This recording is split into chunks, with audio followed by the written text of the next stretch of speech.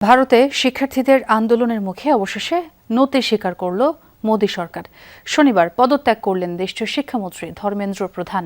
সামাজিক মাধ্যমে দেয়া পোস্টে তিনি জানান, দেশ বিরোধীরা যাতে শিক্ষার্থীদের আন্দোলনের ফায়দা নিতে না পারে তা নিশ্চিত করতেই এই সিদ্ধান্ত নিয়েছেন। তার পদত্যাগের ঘোষণার পর উল্লাসে মেতে ওঠেন আন্দোলনরত শিক্ষার্থীরা। রাজ্যে রাজ্যে শুরু হয় বিজয় মিছিল। একতার সামনে কোনো ক্ষমতাই চিরস্থায়ী নয় বলে মন্তব্য করেন সিজিপি প্রধান অভিজিৎ দেবকে। এদিকে সরকার দাবি মেনে নেয় আন্দোলন প্রত্যাহার করা হয়েছে।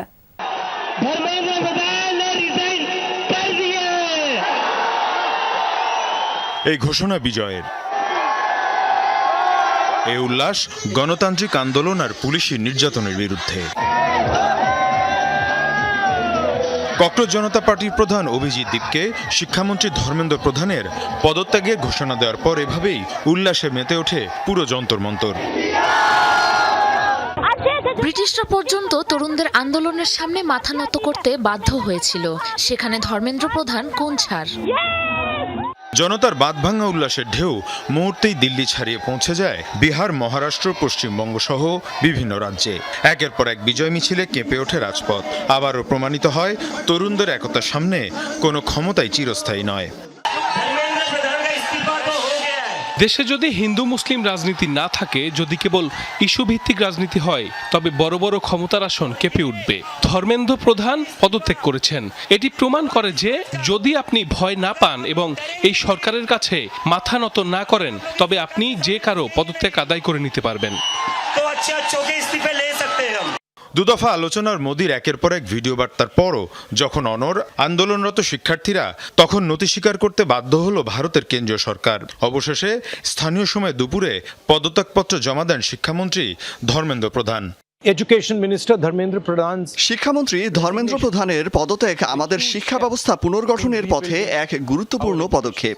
দেশের সংবিধান, গণতন্ত্র আর নিজেদের ভবিষ্যৎ রক্ষায় যেসব তরুণ রাজপথে নেমে জয় ছিনিয়ে এনেছেন, সেই সাহসী শিক্ষার্থীদের জানাই অভিনন্দন। এদিকে আন্দোলনকারীদের সাথে বিকেলে আবারও আলোচনায় বসে সরকার। একে একে বিক্ষোভকারীদের সব দাবি পূরণের ঘোষণা আসে মোদী প্রশাসনের পক্ষ থেকে। ফলে আন্দোলন সমাপ্তির ঘোষণা দেয় বিক্ষোভকারীরা।